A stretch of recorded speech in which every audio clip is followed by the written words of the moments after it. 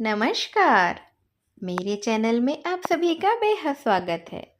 आज मैं आप सबके लिए लेकर आई हूँ उपन्यास सम्राट मुंशी प्रेमचंद्र जी की लोकप्रिय उपन्यास सेवा सदन का अगला भाग।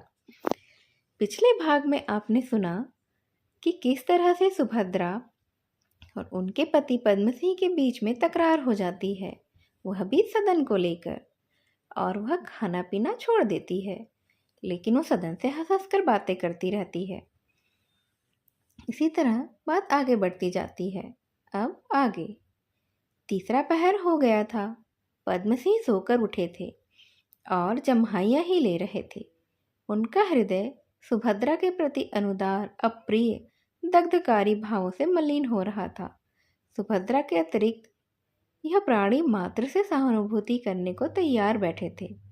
इसी समय डाकिये ने एक बैरंग चिट्ठी लाकर उन्हें दी। उन्होंने डाकिये को इस अप्रसन्नता की दृष्टि से देखा मानो बैरंग चिट्ठी लाकर उसने कोई अपराध किया है। पहले तो उन्हें इच्छा हुई कि इसे लौटा दे। किसी दरिद्र मुवक्किल ने इसमें अपनी विपत्ति गाई होगी, लेकिन कुछ सोचकर चिट्ठी ले ली और खोलकर पढ़ने लगी। यह शांता का पत्र था। उसे एक बार पढ़कर मेज पर रख दिया। एक क्षण के बाद फिर उठाकर पढ़ा और तब कमरे में टहलने लगे। एक समय यदि मदन सिंह वहां होते तो वह पत्र उन्हें दिखाते और कहते, यह आपके कुल मर्यादाभिमान का, आपकी लोक निंदा का भय का फल है। आपने एक मनुष्य का प्राणाघात किया है, उसकी हत्या आपके ही सिर पड़ेगी। पद्म सिंह को मुकदमे की बात पढ़कर एक प्रकार का आनंद सा हुआ। बहुत अच्छा हो कि यह मुकदमा ही दायर हो जाए और उनकी कुलीनता का गर्व धूल में मिल जाए। उमानाथ की डिग्री अवश्य होगी, तब भाई साहब को ज्ञात होगा कि कुलीनता कितनी महंगी वस्तु है। हाय, अब उस अबला कन्या के हृदय पर क्या बीत रही होगी। पद्म सिंह ने फिर उस पत्र को पढ़ा। उन्हें उसमें अपने प्रति श्रद्धा का एक स्रोत सा बहता हुआ मालूम हुआ। इसने उनकी न्यायप्रियता को उत्तेजित सा कर दिया। धर्मपिता, इस शब्द ने उन्हें वशीभूत कर दिया। उसने उनके हृदय में वात्सल्य के तार का स्वर कंपित कर दिया। वह कपड़े पहनकर विट्ठल दास के मकान पर जा पहुंचे। वहां मालूम हुआ कि वे कुंवर अनिरुद्ध सिंह के यहाँ गए हुए हैं, परंतु बाइसिकल उधर फेर दी। वह शांता के विषय में इसी समय कुछ न कुछ निश्चय कर लेना चाहते थे। उन्हें भय था कि विलम्ब होने से यह जोश कहीं ठंडा न पड़ जाए। कुंवर साहब के यहाँ ग्वालियर से एक जल तरंग बजाने वाला आया हुआ था। उसी का गाना सुनने के लिए आज उन्होंने मित्रों को निमंत्रित किया था। पद्म सिंह वहां पहुंचे तो विट्ठल दास और प्रोफेसर रमेश दत्त में उच्च स्वर में विवाद हो रहा था और कुंवर साहब, पंडित प्रभाकर राव तथा सैयद तेग अली बैठे हुए इस लड़ाई का तमाशा देख रहे थे। शर्मा जी को देखते ही कुंवर साहब ने उनका स्वागत किया। बोले, आइए आइए, देखिए तो यहाँ घोर संग्राम हो रहा है। किसी तरह इन्हें अलग कीजिए, नहीं तो ये लड़ते लड़ते मर जाएंगे। इतने में प्रोफेसर रमेश दत्त बोले, थियोसोफिस्ट होना कोई गाली नहीं है। मैं थियोसोफिस्ट हूँ और इसे सारा शहर जानता है। हमारे ही समाज के उद्योग का फल है कि आज अमेरिका, जर्मनी, रूस इत्यादि देशों में आपको राम और कृष्ण के भक्त और गीता उपनिषद आदि सदग्रंथों के प्रेमी दिखाई देने लगे हैं। हमारे समाज ने हिंदू जाति का गौरव बढ़ा दिया है, उसके महत्व को प्रसारित कर दिया है और उसे उस उच्च आसन पर बिठा दिया है जिस पर वह अपनी अकर्मण्यता के कारण कई शताब्दियों से छोड़ बैठा था। यह हमारी परम कृतज्ञता होगी अगर हम उन लोगों का यश न स्वीकार करें जिन्होंने अपने दीपक से हमारे अंधकार को दूर करके हमें वे रत्न दिखा दिए हैं जिन्हें देखने की हम में सामर्थ्य ही नहीं थी। यह दीपक ब्लॉबस्टकी का हो या ऑलकट का या किसी अन्य पुरुष का, हमें इससे कोई प्रयोजन नहीं। जिसने हमारा अंधकार मिटाया हो उसका अनुग्रहित होना हमारा कर्तव्य है। अगर आप इसे गुलामी कहते हैं तो यह आपका अन्याय है। विट्ठलदास ने इस कथन को ऐसे उपेक्षित भाव से सुना मानो वह कोई निरर्थक बकवास हो, और बोले, इसी का नाम तो गुलामी है। बल्कि गुलाम तो एक प्रकार से स्वतंत्र होता है, उसका अधिकार शरीर पर होता है, आत्मा पर नहीं। आप लोगों ने तो अपनी आत्मा को ही बेच दिया है।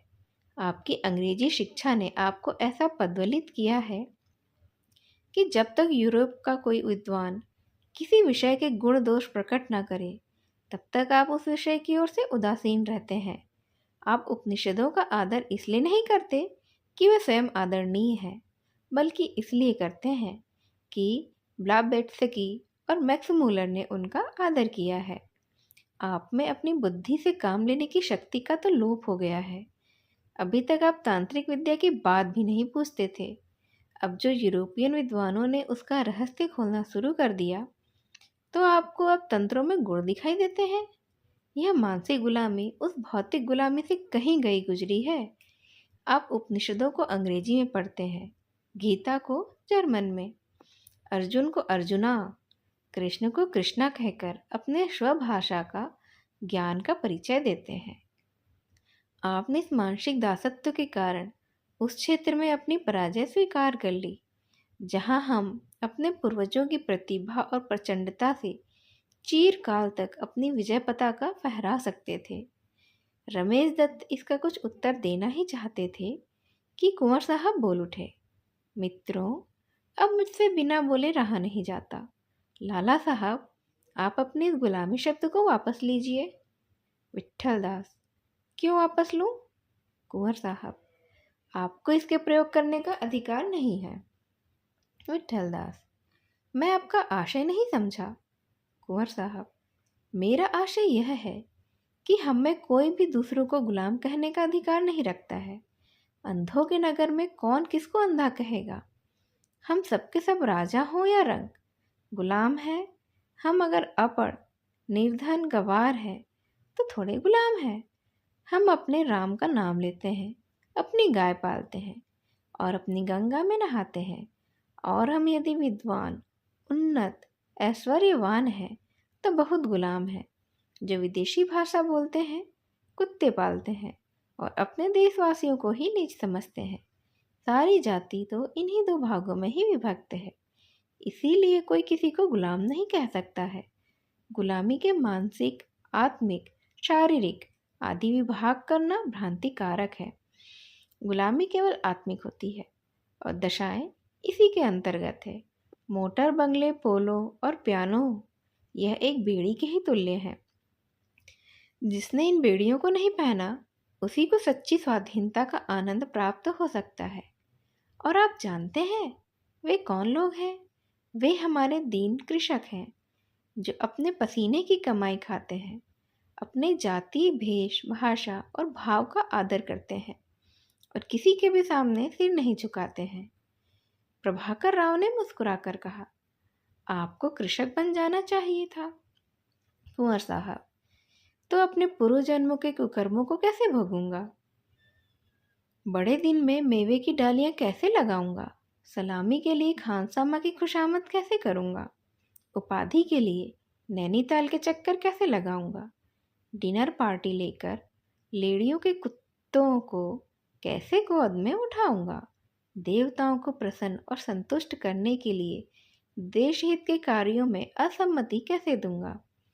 यह सब मानव अधःपतन की अंतिम अवस्थाएं हैं। उन्हें भोग किए बिना मेरी मुक्ति तो नहीं हो सकती। कहिए शर्मा जी, आपका प्रस्ताव बोर्ड में कब आएगा? आप आजकल कुछ उत्साहहीन से दिख पड़ते हैं। क्या इस प्रस्ताव की भी यही गति होगी जो हमारे अन्य सार्वजनिक कार्यों की हुआ करती है? इधर कुछ दिनों से वास्तव में पद्मश्री का उत्साह कुछ क्षीण हो गया था। ज्यों ज्यों उसके पास होने की आशा बढ़ती थी, उनका अविश्वास भी बढ़ता जाता था। विद्यार्थी की परीक्षा जब तक नहीं होती, वह उसी की तैयारी में लगा रहता है, लेकिन परीक्षा में उत्तीर्ण हो जाने के बाद भावी जीवन संग्राम की चिंता उसे हतोत्साह कर दिया करती है। उसे अनुभव होता है कि जिन साधनों से अब तक मैंने सफलता प्राप्त की है, वह इस नए विस्तृत अगम्य क्षेत्र में अनुपयुक्त है। वही दशा इस समय शर्मा जी की भी थी। अपना प्रस्ताव उन्हें कुछ व्यर्थ सा मालूम होता था। व्यर्थ ही नहीं, कभी कभी उन्हें उससे लाभ के बदले हानि होने का भय होता था। लेकिन वह अपने संदेहात्मक विचारों को प्रकट करने का साहस नहीं कर सकते थे। कुंवर साहब की ओर विश्वासपूर्ण दृष्टि से देखकर बोले, जी नहीं, ऐसा तो नहीं है। हाँ, आजकल फुर्सत न रहने से वह काम जरा धीमा पड़ गया है। कुंवर साहब, उसके पास होने में तो अब कोई बाधा नहीं है। पद्म सिंह ने तेगली की तरफ देखकर कहा, मुसलमान मेंबरों का ही तो भरोसा है। तेगली ने मार्मिक भाव से कहा, उन पर एतमाद करना रेत पर दीवार बनाना है।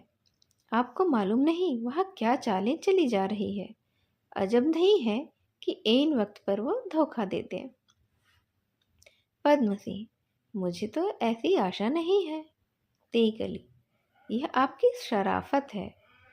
यहाँ इस वक्त उर्दू हिंदी का झगड़ा, गोकशी का मसला, जुदागाना इंतखाब, सूद का मुआवजा, कानून, इन सबों से मजहबी तासुब के भड़काने में मदद तो ली जा रही है। प्रभाकर राव, सेठ बलभद्र दास ना आएंगे क्या? किसी तरह उन्हीं को समझाना चाहिए।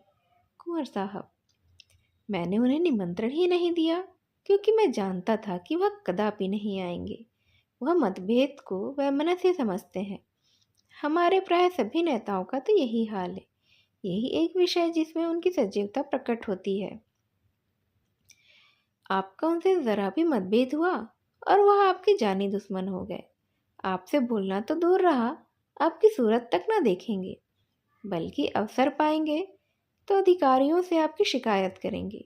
आप ब्राह्मण हैं तो आपको भिक्षुक कहेंगे, क्षत्रिय हैं तो आपको उज्जड गवार कहेंगे, वैश्य हैं तो आपको भिक्षुक बनिए, डंडी तौल की पदवी मिलेगी, और शूद्र हैं तब तो आप बने बनाए चंडाल ही हैं। आप अगर गाने में प्रेम रखते हैं तो आप दुराचारी हैं। आप सत्संगी हैं तो आपको तुरंत बछिया के ताव की उपाधि मिल जाएगी। यहाँ तक कि आपकी माता और स्त्री पर भी निंदास्पद आक्षेप किए जाएंगे। हमारे यहाँ मतभेद महापाप है और उसका कोई प्रायश्चित नहीं है। वह देखिए, डॉक्टर श्यामाचरण की मोटर आ गई। डॉक्टर श्यामाचरण मोटर से उतरे और उपस्थित सज्जनों की ओर देखते हुए बोले, I am sorry, I was late. Kunwar Sahab ने उनका स्वागत किया, औरों ने भी हाथ मिलाया और डॉक्टर साहब एक कुर्सी पर बैठकर बोले, when is the performance going to begin? Kunwar Sahab ने कहा, डॉक्टर साहब आप भूलते हैं, यह काले आदमियों का समाज है। डॉक्टर साहब ने हंसकर कहा, माफ़ कीजिएगा, मुझे याद नहीं रहा कि आपके यहाँ मलेच्छों की भाषा बोलना मना है। कुंवर साहब, लेकिन देवताओं के समाज में तो आप कभी ऐसे भूल नहीं करते। डॉक्टर ने कहा, तो महाराज उसका कुछ प्रायश्चित करा लीजिए मुझसे। कुंवर साहब, इसका प्रायश्चित यही है कि आप मित्रों से अपनी मातृभाषा का व्यवहार किया कीजिए।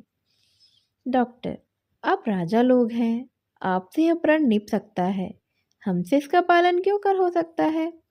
अंग्रेजी तो हमारी सार्वदेशिक भाषा हो रही है। कुंवर साहब ने कहा, उसे आप ही लोगों ने तो यह गौरव प्रदान कर रखा है। फारस और काबुल के मूर्ख सिपाहियों और हिंदू व्यापारियों के समागम से उर्दू जैसी भाषा का प्रादुर्भाव हो गया। अगर हमारे देश के भिन्न भिन्न प्रांतों के विद्वजन परस्पर अपनी ही भाषा में संभाषण करते तो अब तक कभी की सार्वदेशिक भाषा बन गई होती। जब तक आप जैसे विद्वान लोग अंग्रेजी के भक्त बने रहेंगे, कभी एक सार्वदेशिक भाषा का जन्म नहीं होगा। मगर यह काम कष्ट साध्य है, इसे कौन करे? यहाँ तो लोगों को अंग्रेजी जैसी समुन्नत भाषा मिल गई, सब उसी के हाथों बिक गए। मेरी समझ में नहीं आता कि अंग्रेजी भाषा बोलने और लिखने में लोग क्यों अपना गौरव समझते हैं। मैंने भी अंग्रेजी पढ़ी है, 2 साल विलायत रहकर आया हूँ, और आपके कितने ही अंग्रेजी के धुरंधर पंडितों से अच्छी अंग्रेजी लिख और बोल सकता हूँ, पर मुझे ऐसी घृणा होती है जैसे किसी अंग्रेज के उतारे हुए कपड़े पहनने से होती है। पद्मसी ने इन वादों में कोई भाग नहीं लिया। ज्यों ही अवसर मिला उन्होंने विट्ठल दास को बुलाया और उन्हें एकांत में ले जाकर शांता का पत्र दिखाया।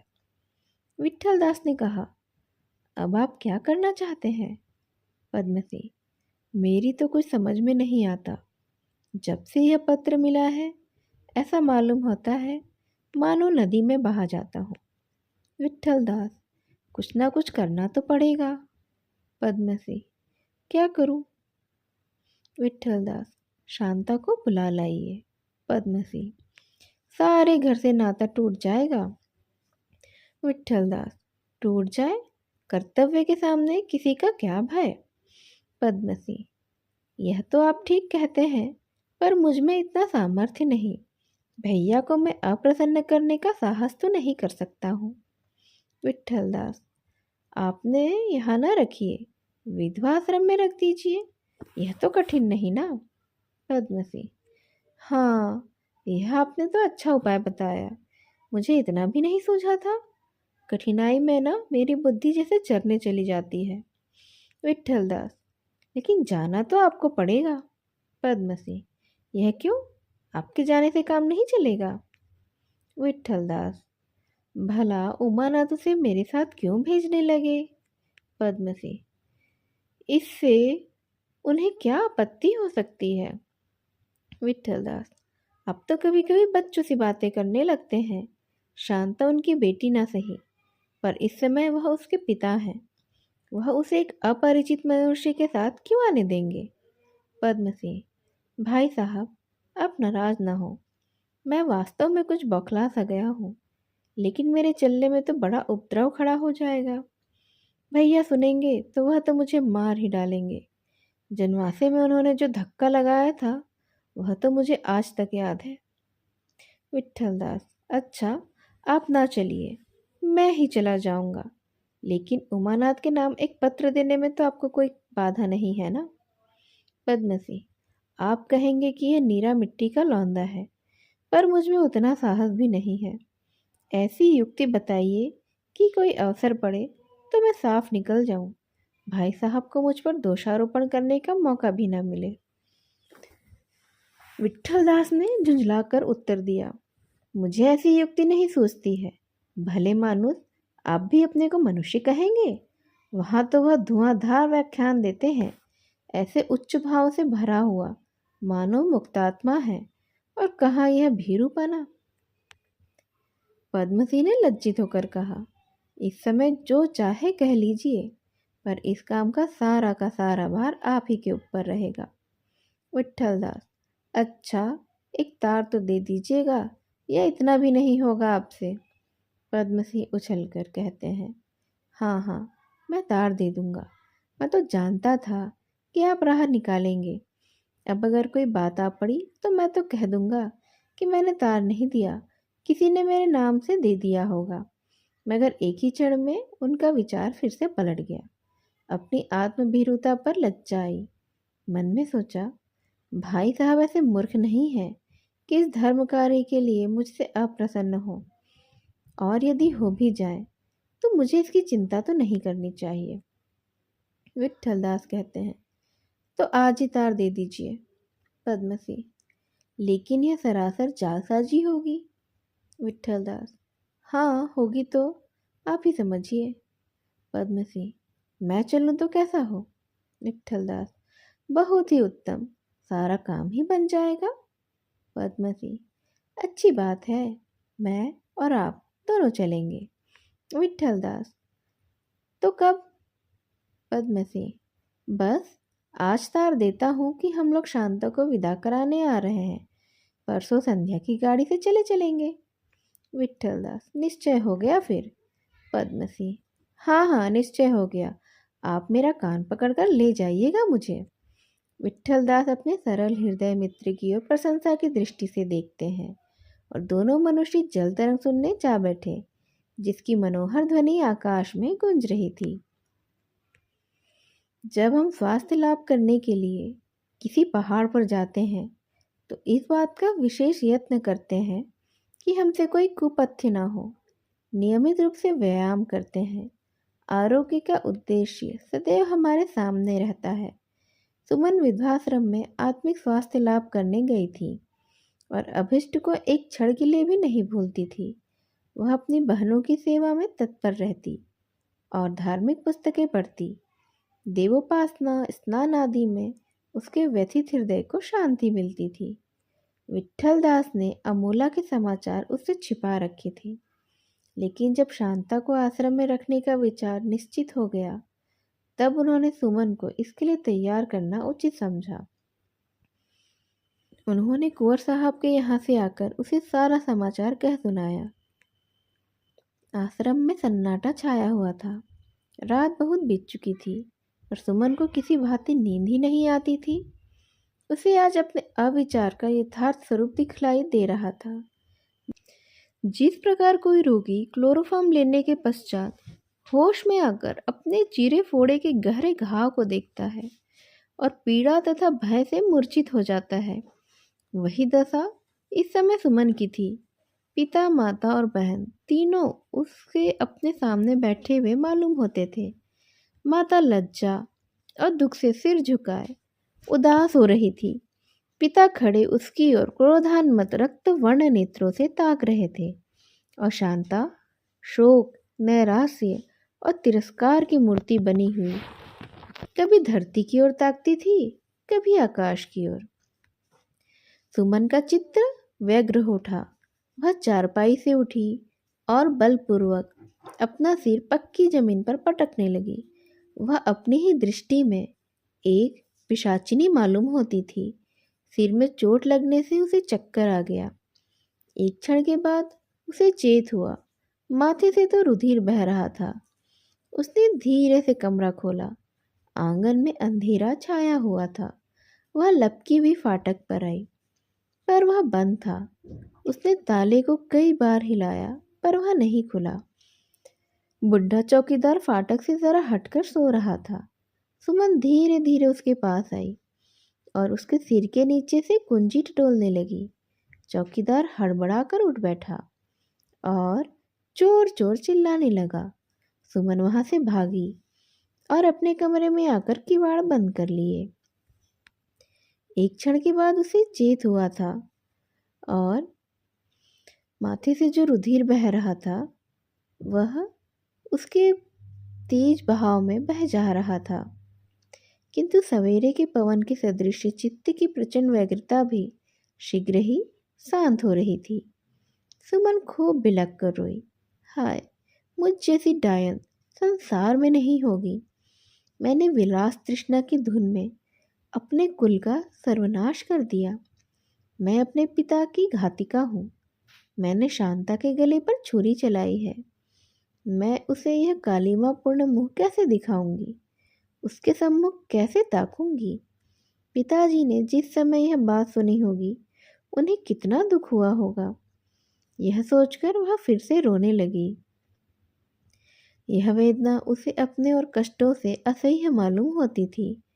अगर यह बात उसके पिता से कहने के बदले मदन सिंह उसे कोल्हू में पेर देते, हाथी के पैरों से तले कुचलवा देते, आग में ही झोंक देते, कुत्तों से नुचवा देते, तो वह जरा सी भी चूँ ना करती।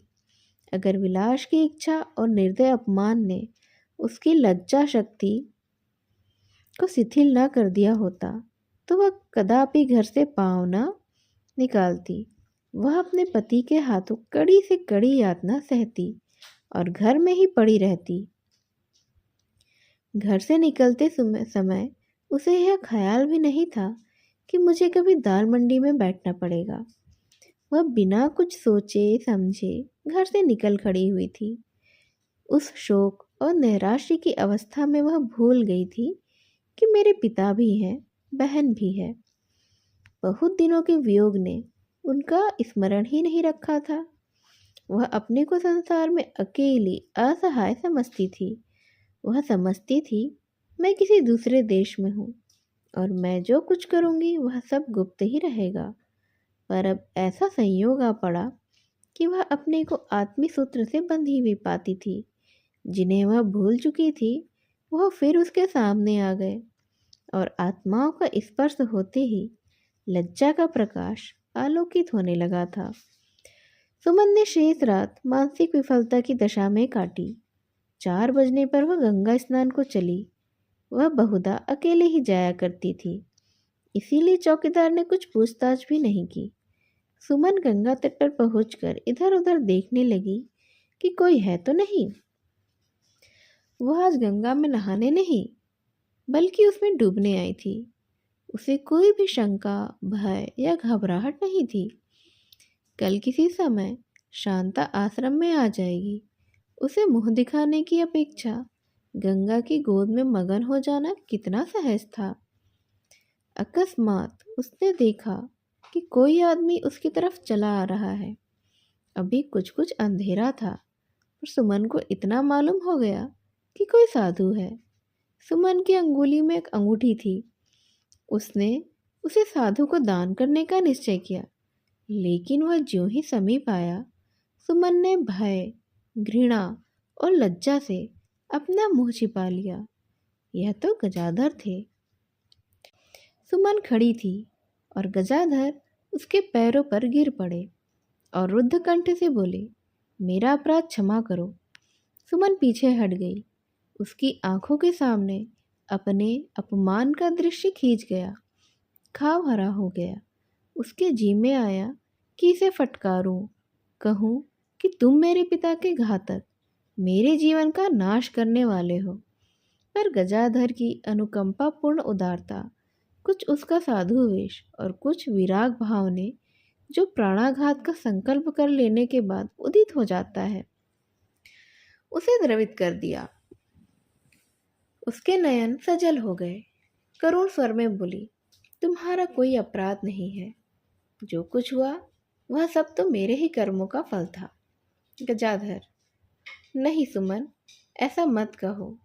सब मेरी मूर्खता और अज्ञानता का ही फल है। मैंने सोचा था कि उसका प्रायश्चित कर सकूंगा, पर अपने अत्याचार का भीषण परिणाम देखकर मुझे तो विदित हो रहा है कि उसका प्रायश्चित तो अब नहीं हो सकता। मैंने इन्हीं आंखों से तुम्हारे पूज्य पिता को गंगा में लुप्त होते देखा है। सुमन ने उत्सुक भाव से पूछा, क्या तुमने पिताजी को डूबते देखा है? गजाधर ने कहा, हाँ हाँ सुमन, डूबते देखा है। मैं रात को अमोला जा रहा था। मार्ग में वह मुझे मिल गए। मुझे अर्धरात्रि के समय गंगा की ओर जाते देखकर संदेह हुआ। उन्हें अपने स्थान पर लाया और उनके हृदय को शांत करने की चेष्टा की, पर यह समझकर कि मेरा तो मनोरथ पूरा हो गया, मैं सो गया। थोड़ी देर में जब उठा तो उन्हें वहां नहीं देखा। तुरंत गंगा तट की ओर दौड़ा। उस समय मैंने सुना कि वह मुझे पुकार रहे हैं, पर जब तक मैं निश्चय कर सकूं कि वह कहाँ है, उन्हें निर्दयी लहरों ने ग्रास लिया। वह दुर्लभ आत्मा मेरी आंखों के सामने स्वर्गधाम को सिधारी। तब तक मुझे मालूम ही नहीं था कि मेरा पाप इतना घोरतम है।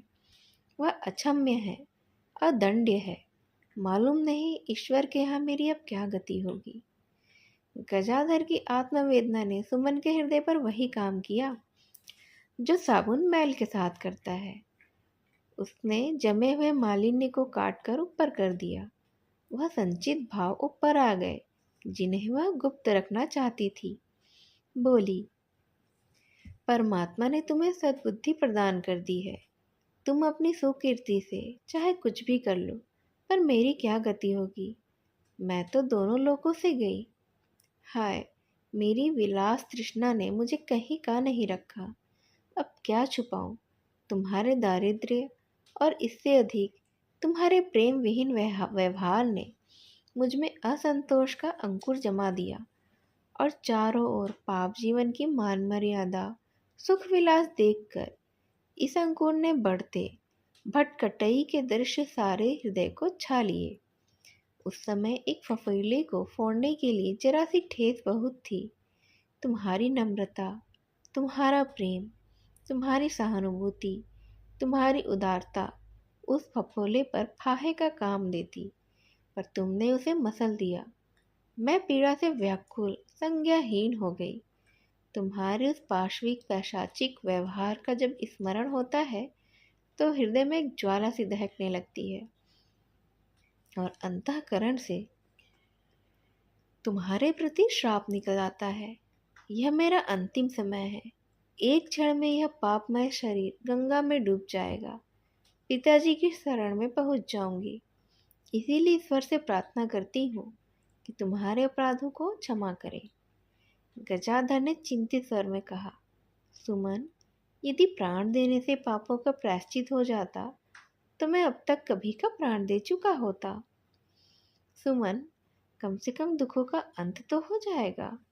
गजाधर, हाँ, तुम्हारे दुखों का अंत हो सकता है, पर उनके दुखों का अंत ना होगा जो तुम्हारे दुखों से दुखी हो रहे हैं। तुम्हारे माता पिता शरीर बंधन से मुक्त हो गए, लेकिन उनकी आत्माएं अपनी विदेहावस्था में तुम्हारे पास विचर रही हैं। वह सभी तुम्हारे सुख से सुखी और दुख से दुखी होंगे। सोच लो कि प्राणाघात करके उनको दुख पहुंचाओगी या अपना पुनरुद्धार करके उन्हें सुख और शांति दोगी। पश्चाताप अंतिम चेतावनी है जो हमें आत्म सुधार के निमित्त ईश्वर की ओर से मिलती है। यदि इसका अभिप्राय न समझकर हम शोकावस्था में अपने प्राणों का अंत कर दें तो मानो हमने आत्मोद्धार की इस अंतिम प्रेरणा को भी निष्फल कर दिया है। यह भी सोचो कि तुम्हारे न रहने से उस अबला शांता की क्या गति होगी, जिसने अभी संसार के ऊंच नीच का कुछ अनुभव ही नहीं किया है। तुम्हारे सिवा उसका संसार में कौन है? उमानाथ का हाल तुम जानती ही हो। वह उसका निर्वाह नहीं कर सकते। उनमें दया है, पर लोभ उससे अधिक है। कभी न कभी वह उसे अवश्य ही अपना गला छुड़ा लेंगे। उस समय वह किसकी होकर रहेगी? सुमन को गजाधर के इस कथन में सच्ची संवेदना की झलक दिखाई दी। उसने उनकी और विनम्रतापूर्वक उसी दृष्टि से देखकर कहा, शांता से मिलने की अपेक्षा मुझे प्राण देना सहज प्रतीत होता है। कई दिन हुए उसने पद्मसिंह के पास एक पत्र भेजा था। उमानाथ उसका कहीं और विवाह करना चाहते हैं। वह इसे स्वीकार नहीं करती है। गजाधर, वह देवी है। सुमन, शर्मा जी बेचारे और क्या करते। उन्होंने निश्चय किया है कि उसे बुलाकर आश्रम में रखेंगे। अगर उसके भाई मान जाएंगे तब तो अच्छा ही है, नहीं तो उस दुखिया को न जाने कितने दिनों तक आश्रम में रहना पड़ेगा। वह कल यहाँ आ जाएगी। उसके सम्मुख जाने का भय, उससे आंख मिलाने की लज्जा मुझे मारे ही डालती है। जब वह तिरस्कार की आंखों से मुझे देखेगी उस समय मैं क्या करूँगी? और जो कहीं उसने घृणावश मुझसे गले मिलने में संकोच किया तब तो मैं उसी क्षण विष खा लूँगी। इस दुर्गति से तो प्राण देना ही अच्छा है। गजाधर से सुमन को श्रद्धा भाव से देखा। उन्हें अनुभव हुआ कि ऐसी अवस्था में मैं भी वही करता जो सुमन करना चाहती है। वह बोले, सुमन, तुम्हारे यह विचार यथार्थ हैं, पर तुम्हारे हृदय पर चाहे जो कुछ बीते, शांता के हित के लिए तुम्हें अब सब कुछ सहना पड़ेगा। तुमसे उसका जितना कल्याण हो सकता है उतना अन्य किसी से नहीं हो सकता। अब तक तुम अपने लिए जीती थी, अब दूसरों के लिए जियो। यह कहकर गजाधर जिधर से आए थे उधर ही चले गए। सुमन गंगा जी के तट पर देर तक खड़ी उनकी बातों पर विचार करती रही। फिर स्नान करके आश्रम की ओर चली आई, जैसे कोई मनुष्य समर में परास्त होकर घर की ओर जाता है। शांता ने पत्र भेजा, पर उसको उत्तर आने की कोई आशा न थी। 3 दिन बीत गए। उसका नैराश्य दिनों दिन बढ़ता जा रहा था। अगर कुछ अनुकूल उत्तर नहीं आया तो उमानाथ अवश्य ही उसका विवाह कर देंगे। यह सोचकर शांता का हृदय थरथराने लगता था। वह दिन में कई बार देवी के चबूतरे पर जाती और नाना प्रकार की मनौतियाँ करती। कभी शिव जी के मंदिर में जाती और उनसे अपनी मनोकामना कहती। सदन एक क्षण के लिए भी उसके ध्यान से नहीं उतरता। वह उसकी मूर्ति को हृदय नेत्रों के सामने बैठाकर उससे कर जोड़कर कहती, प्राणनाथ, मुझे क्यों नहीं अपनाते? लोक निंदा के भय से। हाय, मेरी जान इतनी सस्ती है कि इन दामों में बिके। तुम मुझे त्याग रहे हो, आग में झोंक रहे हो, केवल इस अपराध के लिए कि मैं सुमन की बहन हूँ। यही न्याय है क्या? कहीं तुम मुझे मिल जाते, मैं तुम्हें पकड़ पाती, फिर देखती कि मुझसे कैसे भागते हो। तुम पत्थर नहीं हो कि मेरी आंसुओं से नहीं पसीजते। तुम अपनी आंखों से एक बार मेरी दशा देख लेते तो फिर तुमसे न रहा जाता। हाँ, तुमसे कदापि नहीं रहा जाता। तुम्हारा विशाल हृदय करुणा शून्य नहीं हो सकता। क्या करूं? तुम्हें अपने चित्ते की दशा मैं कैसे दिखाऊं? चौथे दिन प्रातःकाल पद्म सिंह का पत्र मिला। शांता भयभीत हो गई। उसकी प्रेमाभिलाषाएं शिथिल पड़ गई। अपनी भावी दशा की शंकाओं ने चित्त को अशांत कर दिया। लेकिन उमानाथ फूले नहीं समाये। बाजी का प्रबंध किया, सवारियां एकत्रित की, गांव भर में निमंत्रण भेजे, मेहमानों के लिए चौपाल में फर्श आदि बिछवा दिए। गांव के लोग तो चकित थे। यह कैसा गौना है? विवाह तो हुआ ही नहीं, तो गौना कैसा? वह समझते थे कि उमानाथ ने कोई ना कोई चाल खेली है। एक ही धूर्त है। निर्दिष्ट समय पर उमानाथ स्टेशन गए और बाजे बजवाते हुए मेहमानों को अपने घर लाए। चौपाल में उन्हें ठहराया। केवल 3 आदमी थे, पद्म सिंह, विट्ठल दास और एक नौकर। दूसरे दिन संध्या समय विदाई का मुहूर्त था। तीसरा पहर हो गया, किंतु उमानाथ के घर में गांव की कोई स्त्री नहीं दिखलाई दी। वह बार बार अंदर आते, तेवर बदलते हैं, दीवालों को धमका कर कहते हैं, मैं एक एक को देख लूँगा। जानवी से बिगड़ कर कहते हैं कि मैं सबकी खबर लूँगा। लेकिन वह धमकियाँ जो कभी नंबरदारों को कम पायमान कर दिया करती थी, आज किसी पर असर नहीं करती। बिरादरी अनुचित दबाव नहीं मानती। घमंडियों का सिर नीचा करने के लिए वह ऐसे ही अवसरों की ताक में रहती है। संध्या हुई। कहारों ने पालकी द्वार पर लगा दी। जानवी और शांता गले मिलकर खूब रोई। शांता का हृदय प्रेम से परिपूर्ण था।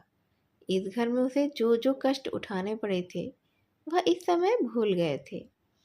इन लोगों से फिर न भेंट नहीं होगी। इस घर के फिर से दर्शन नहीं होंगे। इनसे सदैव के लिए नाता टूटता है। यह सोचकर उसका हृदय विदीर्ण हुआ जाता था।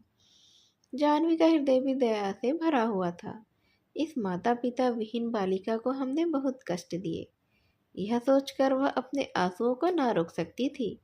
दोनों हृदयों में सच्चे, निर्मल, कोमल भावों की तरंगे उठ रही थी। उमानाथ घर में आए तो शांता उनके पैरों से लिपट गई और विनय करती हुई कहने लगी, तुम ही मेरे पिता हो। अपनी बेटी को भूल न जाना। मेरी बहनों को गहने कपड़े देना, होली और तीज में उन्हें बुलाना। पर मैं तुम्हारे 2 अक्षरों के पत्रों को ही अपना धन्य भाग समझूंगी। उमानाथ ने उसको संबोधित करते हुए कहा, बेटी, जैसी मेरी और 2 बेटियां हैं ना, वैसे ही तुम भी हो। परमात्मा तुम्हें सदा सुखी रखे। यह कहकर वे रोने लगे। संध्या का समय था। मुन्नी गाय घर में आई तो शांता उसके गले से लिपट कर रोने लगी। उसने 3-4 वर्ष उस गाय की सेवा की थी। अब वह किसी भूसी लेकर दौड़ी। किसके गले में काले डोरे में कौड़ियाँ गूंथकर पहनाएगी? मुन्नी सिर झुकाए उसके हाथों को चाटती थी। उसका वियोग, दुख उसकी आंखों में झलक रहा था। जानवी ने शांता को लाकर पालकी में बैठा दिया। कहारों ने पालकी उठाई। शांता को ऐसा मालूम हुआ मानो वह अथाह सागर में बही जा रही है। गांव की स्त्रियां अपने द्वार पर खड़ी पालकी को देखती थीं और रोती थीं। उमानाथ स्टेशन तक पहुंचाने आए।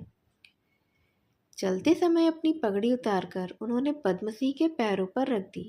पद्मसिंह ने उनको गले से लगा लिया।